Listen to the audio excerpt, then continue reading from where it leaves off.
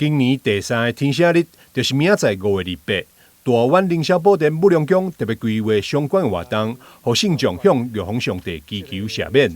活动中嘛安排了卡平安钟、食平安迎等规划。国历的5月28日，咱迄个早8点啊，就举办天赦日的活动。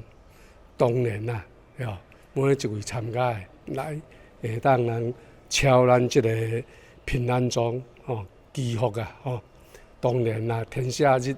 顾名思义，来参加活动的，就是来向咱玉皇大天尊。